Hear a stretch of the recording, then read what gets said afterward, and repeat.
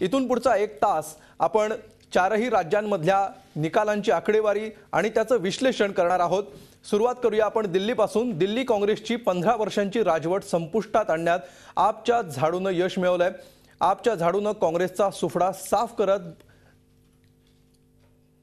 अत्यंत निर्विवाद असं यश मिळवण्याचा प्रयत्न केलाय। भाजपचं कमळ फुलणार का? सत्तेच्या चाव्या आपकडे। राजस्थानात अशोक पर्व संपलेला आहे, महाराणीच्या हाती सत्ता आलेली आहे। भाजपचा देदीप्यमान विजय झालेला आहे। विजय सत्ता बदलाची परंपरा कायम राहिलेली आहे।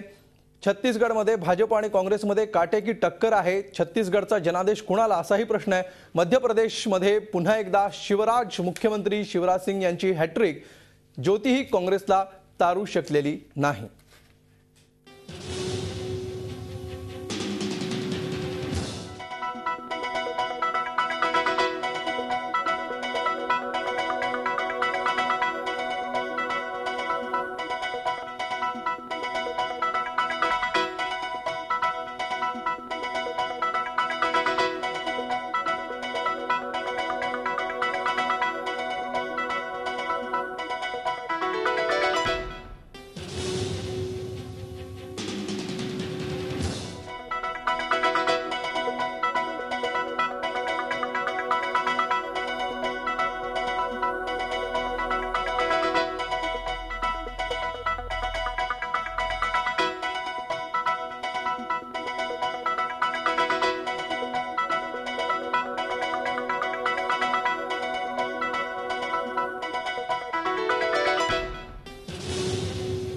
राजकीय पार्श्वभूमी नसलेल्या आमच्या पक्षाच्या विजयातून सिद्ध झालं असं आम आदमी पक्षाचे नेते अरविंद केजरीवाल म्हणाले।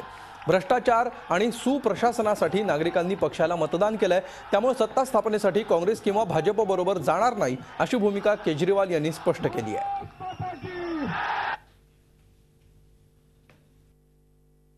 पहली बार जनता ने ईमानदारी से राजनीति करने की कोशिश की और आज जो नतीजे आए हैं वो नतीजे ये दिखाते हैं कि जनता बीजेपी, कांग्रेस और इन पार्टियों की भ्रष्ट राजनीति से तंग आ चुकी है। और अगर ये पार्टियां नहीं बदली तो जनता इन पार्टियों को बदल देगी और जनता इन पार्टियों को उखाड़ के फेंक देगी। ये कौन लोग हैं? कौन है राखी बिरला? कौन है अशोक सिंह? कौन है अखिलेश मणि त्रिपाठी? ये सारे इस देश के आम लोग हैं। और जिस दिन इस देश की आम जनता खड़ी हो जाती है उस दिन बड़े बड़े सिंहासन डोल जाते हैं। अभी तक हम लोग विरोध किया करते थे।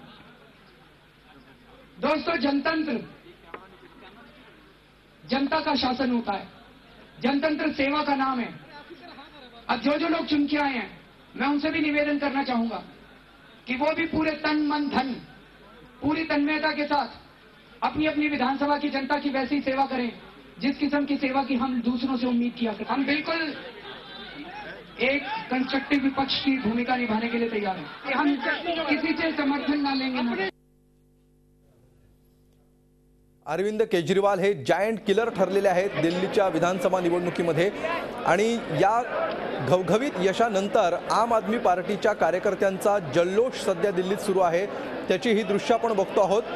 ज्याप्रमाणे जनलोकपाल आंदोलन एका रात्रीमध्ये मोठं झालेलं होतं आणि पुढच्या 2 दिवसांमध्ये अरविंद केजरीवाल हे नाव संपूर्ण दिल्लीमध्ये नव्हे तर संपूर्ण देशभरामध्ये पसरवण्यामध्ये ज्याप्रमाणे अरविंद केजरीवालांना यश आलेलं होतं पहिल्या 2 दिवसात, त्याचप्रमाणे पहिल्या निवडणुकीत सुद्धा आंदोलनाच्या तुलनेतलं यश त्यांनी निवडणुकीत सुद्धा मिळवलेलं आपल्याला बघायला मिळतंय।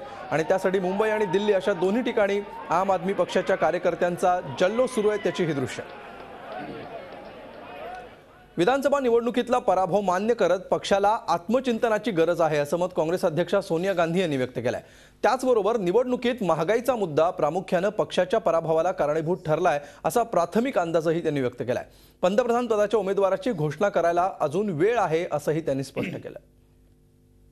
We are very disappointed at the results, but we accept the verdict of the people in all humility. We congratulate our opponents for winning the elections. Naturally, this result calls for deep introspection. We have to understand, to look at the many reasons for these defeats. We have to look into the way we took or did not take well enough our message to the people. And also we have to look at the way our own party is equipped or not so equipped, not so well equipped in running an election. Obviously people are unhappy, otherwise they wouldn't have given such results. But perhaps price rise also was an issue that was affecting people. Introspect seriously, and we will take all necessary actions to rectify our mistakes. People need not worry. At the opportune time, the prime ministerial candidate, the name of him will be announced. इन elections के माध्यम से जनता ने हमें एक message दिया है और उस message को मैंने और कांग्रेस पार्टी ने सिर्फ दिमाग से नहीं मगर दिल से सुना है.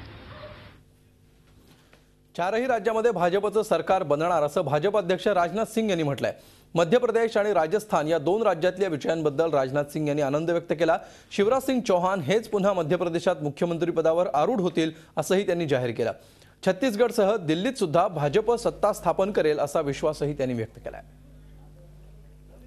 पूरा एनालिसिस करने के बाद सारे रिजल्ट्स की हम लोग इस नतीजे पर पहुंचे हैं और कोई भी व्यक्ति सहज रूप से इस नतीजे पर पहुंचेगा कि इस चुनाव में हमारे prime ministerial candidate Shri Narendra Modi की लोकप्रियता का भी हमें पूरा लाभ मिला है. श्री शिवराज सिंह चौहान पुनः मध्य प्रदेश के मुख्यमंत्री होंगे, तीसरी बार. 4 के चारों राज्यों में भारतीय जनता पार्टी की सरकार बनेगी और हमारे मुख्यमंत्री बनेंगे. तर काँग्रेस, भाजप आणि आम आदमी पार्टीनेही या निकालापासून धडा घ्यायची गरज आहे. काय नेमका हा धडा घेण्याची गरज आहे बघूया ग्राफिक्सच्या माध्यमातून. केवळ नरेंद्र मोदींच्या नावावर लोकसभा निवडणुकीनंतर स्वबळावर सत्ता येऊ शकेल का याचा विचार भाजपने करण्याची गरज आहे. त्याचबरोबर नरेंद्र मोदी हिंदुत्व, उदाहरणार्थ राम मंदिर, कलम 370 इत्यादी हिंदुत्व या अंतर्गत येणारे मुद्दे आणि विकास यामध्ये कशाला प्राधान्य द्यायचं हेही भाजपने आता ठरवायची गरज आहे. दिल्ली आणि छत्तीसगडमध्ये काठावर पास होऊन सरकार स्थापन झालंच तर सरकार स्थिर ठेवण्यासाठी कुठली काळजी घेणार हाही एक मोठा प्रश्न भाजपसमोर आहे. तर भाजप पुढचा अजून एक महत्त्वाचा प्रश्न म्हणजे या निवडणुकीतल्या यशानंतर कार्यकर्त्यांमध्ये शैथिल्य येऊ न देता हाच उत्साह कसा टिकवणार. काँग्रेस यातून काय धडा घेणार असा प्रश्न पडला तर त्या अंतर्गत काय मुद्दे येतात आपण बघूया. पक्षाच्या आर्थिक धोरणांना मध्यमवर्गीय जनतेनं नाकारलंय का याचा विचार काँग्रेसने करण्याची गरज आहे. राहुल गांधी हे पक्षाचे पोस्टर बॉय म्हणून योग्य आहेत का याचाही पुनर्विचार करण्याची गरज काँग्रेस समोर निर्माण झाली आहे. प्रादेशिक स्तरावरच्या नेतृत्वाला महत्त्व न दिल्याचा हा फटका आहे का याचाही विचार काँग्रेसने करायला पाहिजे. तर देशाच्या राजधानीतले सत्ताधारी किंवा प्रभावी विरोधी पक्ष या नात्यानं चोख काम बजावण्यासाठी पक्ष सिद्ध आहे का याचा विचार आम आदमी पार्टीने करण्याची प्रचंड गरज आहे. पहिल्याच निवडणुकीमध्ये घवघवीत यश मिळवल्यानंतर आता हाच उत्साह कायम टिकवणं आणि देशभरात पसरवणं यासाठी काय योजना आखाव्या लागतील याचाही विचार आम आदमी पार्टीला करावा लागेल. केवळ भ्रष्टाचाराच्या मुद्द्यावर निवडणूक लढल्यानंतर आता राज्याला विकासाच्या वाटेवर नेण्यासाठी काय करणार, त्यासाठीची नेमकी काय ध्येय धोरण असतील याचाही आम आदमी पार्टीने विचार करावा लागेल.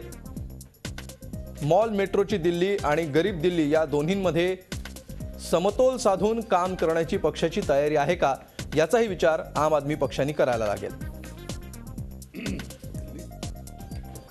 तर या सगळ्याविषयी आपण चर्चा करणार आहोत. विशेषतः दिल्लीच्या या निकालातून काय नेमका धडा घेण्याची गरज आहे, याचा या निवडणुकीच्या निकालाचा अर्थ काय, केजरीवालांना हे जे घवघवीत यश मिळाले त्याचा अर्थ काय, या सगळ्याविषयी बोलण्यासाठी आपल्या स्टुडिओमध्ये झी 24 तासचे मुख्य संपादक डॉक्टर उदय निरगुडकर आहेत. त्यांच्याशी आपण चर्चा करणार आहोत.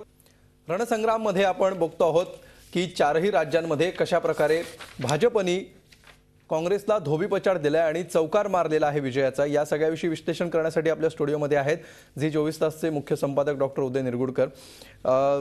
उदय सर, सगळ्यात पहिला म्हणजे आज दिवसभरात जसे जसे आपल्याकडे निकाल येत गेले तसतसे अगदी काँग्रेसच्या प्रवक्त्यांपासून ते सोनिया गांधींपर्यंत सगळे आले आणि ते प्रत्येक निवडणुकीनंतर येतात आणि ते असं सांगतात की आम्ही पराभव मान्य करतो, आम्ही हा निर्णय स्वीकारतो. म्हणजे तिथे दुसरा काही ऑप्शन असतो का? न स्वीकारण्याचा असा काही ऑप्शन असतो का? ह्याच्या मागे काय ट्रेंड आहे? हे कुठून आलं सगळं? कोणत्याही प्रकारे पराभव न स्वीकारण्याचा दुसरा कुठलाही ऑप्शन लोकशाहीमध्ये उपलब्ध नाही. आम आदमी पक्षानं त्यांना त्यांची जागा दाखवून दिलेली आहे. एक प्रकारे भारतीय जनता पक्षाला सुद्धा आत्मपरीक्षण करायला भाग पाडलेलं आहे. मला असं वाटतं की एका चित्रपटातलं गाणं होतं, त्या गाण्याची आता दिल्लीची सिच्युएशन आम आदमी पक्ष म्हणजे आप याच्यामुळे मला आठवते ती म्हणजे करवटे बदलते रहे सारी रात हम, आपकी कसम आपकी कसम. या पुढची 5 वर्ष भारतीय जनता पक्ष त्यांच्या डोक्यावर आप असणार आहे. त्यामुळे त्यांच्यामुळे करवटे बदलते रहे सारी रात हम अशी त्यांची अवस्था होणार आहे. तर काँग्रेसची अवस्था मागचे काही दिवस करवटे बदलते रहे सारी रात हम, आपकी कसम आपकी कसम. आजच्या दिवसातला न्यूज मेकर जर कोण असेल तर तो एकमेव माणूस आहे आणि तो म्हणजे अरविंद केजरीवाल. अरविंद केजरीवाल यांनी लीड फ्रॉम द फ्रंट म्हणतात त्याप्रमाणे त्यांनी पहिल्यांदा शीला दीक्षित यांच्या समोर दंड ठोपटून दाखवून दिलं की मी नुसता स्ट्रॅटेजिस्ट नाही तर मी ग्राउंड लेवलचा कार्यकर्ता पण आहे. आणि त्यांनी शीला दीक्षित यांना आसमान दाखवलं. त्यांना आसमान दाखवणं ही सोपी गोष्ट नव्हती. दिल्लीमध्ये त्यांनी जो केलेला संपूर्ण विकास होता, मग ते मॉल्स असतील, मेट्रो असतील, रस्ते असतील, या सगळ्याच्या पलीकडे कांद्याचा मुद्दा होता, महागाईचा मुद्दा होता, अन्न सुरक्षा विधेयकाच्या अंमलबजावणीचा मुद्दा होता. या सगळ्याच्या पलीकडे जाऊन झोपड्या ज्या होत्या त्या झोपड्यांमध्ये पाणी नव्हतं, तिथल्या वीज दराचा प्रश्न होता, त्यांना अनधिकृत म्हणून डिक्लेअर केलं होतं, त्यांच्या अधिकृत करण्याचा प्रश्न होता. हे सगळे प्रश्न अनुत्तरित राहिले होते आणि कुठेतरी दिल्लीमध्ये एक प्रकारची मरगळ आलेली दिसत होती. सर्व काही शीला दीक्षित यांच्यावर दारोमदार होती. मला असं वाटतं केंद्रातल्या काही पॉलिसीजचा, राहुल गांधी यांच्या न गाजलेल्या सभांचा, मोदी यांच्या गाजलेल्या सभांचा आणि भ्रष्टाचाराच्या विरोधात उठलेल्या किंवा अरविंद केजरीवाल यांनी उठवलेला जो एक प्रचंड मोठा धुराळा आला होता, त्या धुराळ्यात काँग्रेस पार वाताहत झालेली आहे. काँग्रेसच्या जागा फक्त 8 आहेत, ज्या मागच्या वेळेला 30च्या 35च्या पुढे होत्या. आज काँग्रेस जवळपास 25-26 जागा त्यांच्या गेलेल्या दिसतात. त्यांचे अनेक मिनिस्टर्स हरलेत, त्यांचे चीफ मिनिस्टर हरलेले आहेत.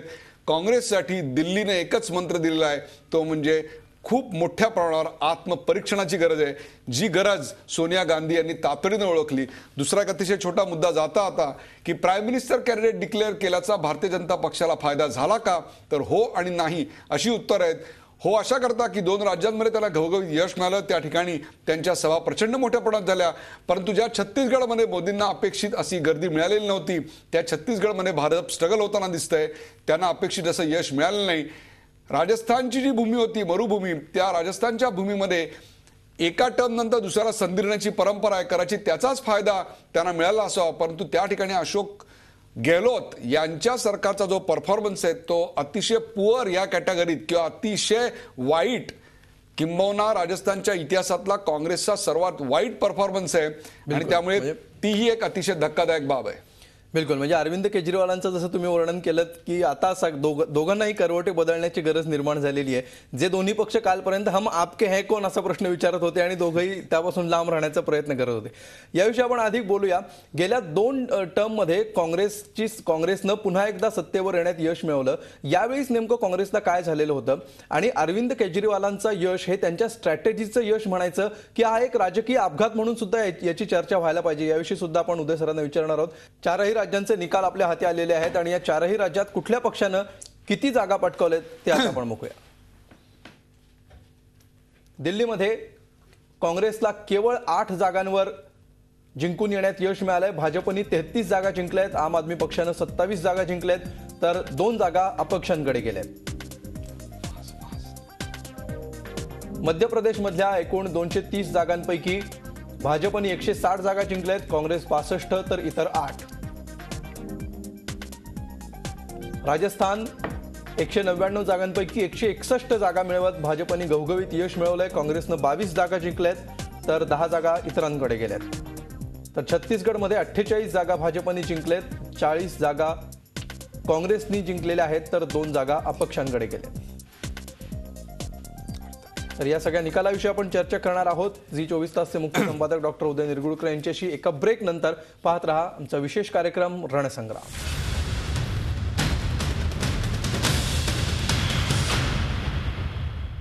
चार राज्यातल्या निवडणुकांचं विश्लेषण आपण बघतो आहोत. रणसंग्राम या खास कार्यक्रमामध्ये 4 राज्यांमधल्या निवडणूक निकालांचं चित्र समोर आलेलं आहे.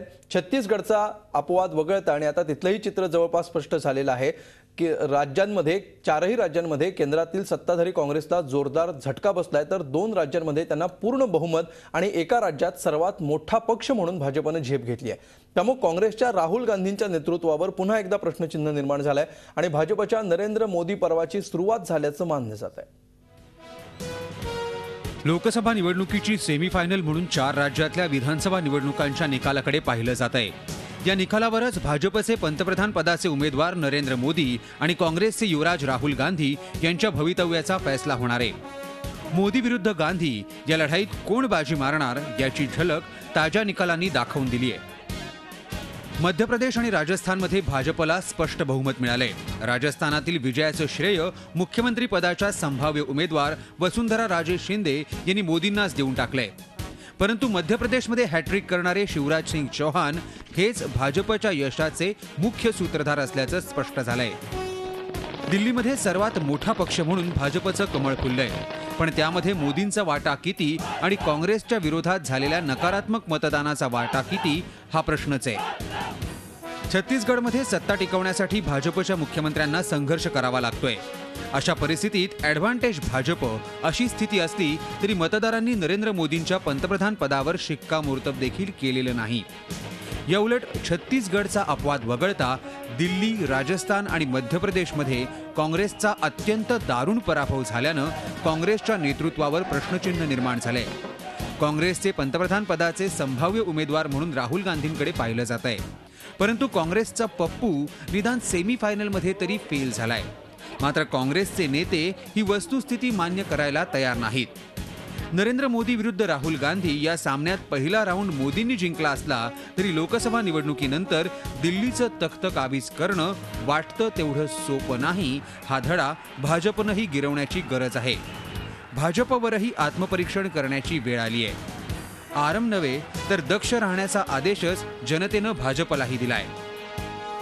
Bureau report, Zee media. तर राहुल गांधी विरुद्ध नरेंद्र मोदी असं सुद्धा या 5 राज्यांच्या निवडणुकांकडे बघितलं जात होतं.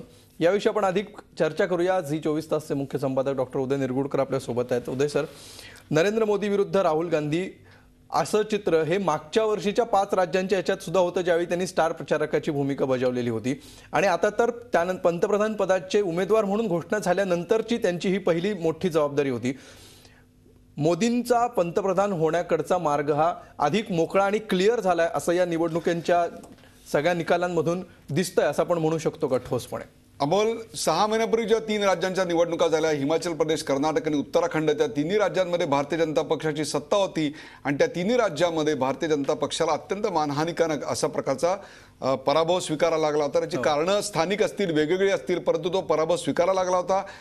त्यानंतर नरेंद्र मोदी यांची गोव्यातल्या त्यांच्या अधिवेशनामध्ये पंतप्रधानपदाचे उमेदवार म्हणून नियुक्ती झाल्यानंतर एक प्रकारे भारतीय जनता पक्षामध्ये नवचैतन्य आलं आणि भारतीय जनता पक्षाला अनपेक्षित अशा 2-3 सहकार्यांनी सपोर्ट दिलाय. त्याच्यामध्ये जयललिता एक होत्या. परंतु त्याच वेळेला JDU त्यांचे जे सहकारी होते एनडीएमधले ते त्यांना सोडून गेलेले आहेत.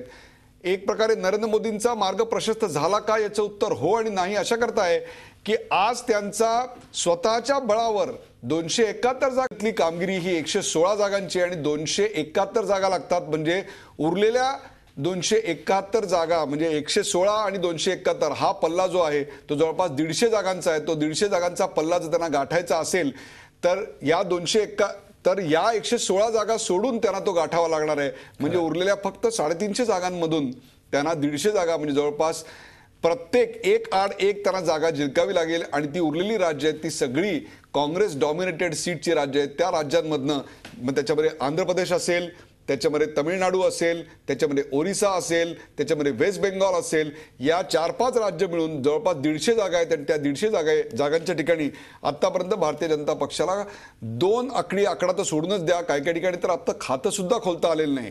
त्यामुळे अशा ठिकाणी त्यांना अलाईज मिळूनच सत्ता स्थापन करावी लागेल आणि आज तरी असं लक्षात येत आहे की अलाईज मिळण्याची, मित्र सहयोगी पक्ष मिळण्याचा मार्ग एक प्रकारे त्यांचा मोकळा झालाय. तो स्वकर्तृत्वावर मिळाला असं म्हणता येणार नाही, तर त्याऐवजी काँग्रेस विरोधाचा मार्ग जितका वायडर होत जाणार आहे तितकाच मोदींचाही मार्ग वायडर होत जाणार आहे.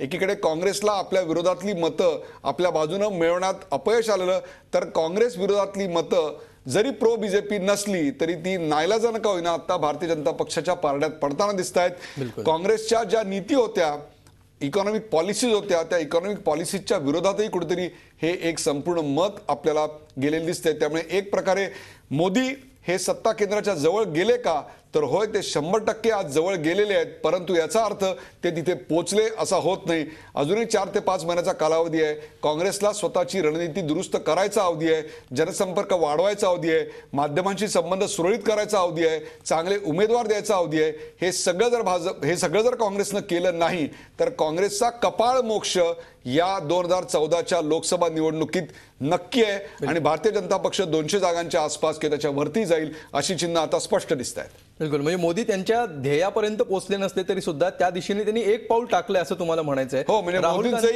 गांधी 24 तास पण मोदींचंही एक पाऊल पुढे असं म्हणायला हरकत नाही.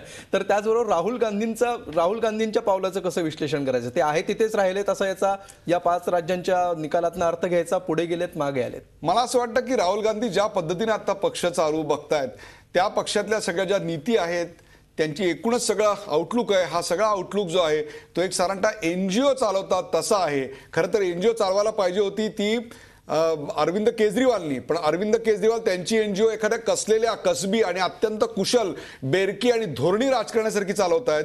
परंतु राहुल गांधी जे खरे बेरकी राजकारणी असायला पाहिजे होते ते आपला पक्ष मात्र 21व्या शतकामध्ये एखाद्या NGO सारखा चालू पाहत आहेत. अर्थात ही गोष्ट योग्य की अयोग्य हा मुद्दा आता गैरलागू आहे, परंतु आता या क्षणाला मात्र त्यांच्या एकूणच नेतृत्वावर प्रश्नचिन्ह जरी निर्माण झालं नसलं तरी आपल्याला हे नेतृत्व केंद्रस्थानी कितपत घेऊन जाईल याविषयीची शंका मात्र निश्चित आली आहे. परंतु काँग्रेसमध्ये अशी केंद्रीय नेतृत्वावर शंका घेतलेली चालत नाही, तशी ती कोणी घेत नाही. पराभव होत असतो तेव्हा तो केडरचा असतो आणि विजय होत असतो तेव्हा तो नेतृत्वाचा असतो. हे काँग्रेसमध्ये येताना प्रत्येकाला एक बाळकडू पाजलेलं असतं.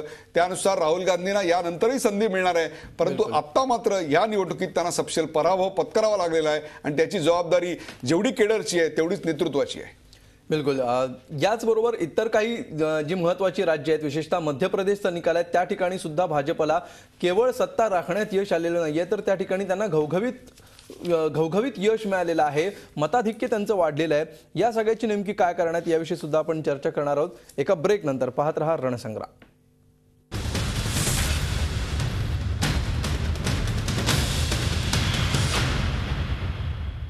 झी 24 तास एक पाऊल पुढे.